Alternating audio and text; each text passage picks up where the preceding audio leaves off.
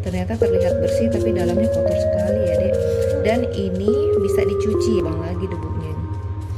Ini kalau mau dibersihin, nih teman-teman saya sih udah ngeri ya liatnya debunya. Sebaiknya kita langsung siram aja.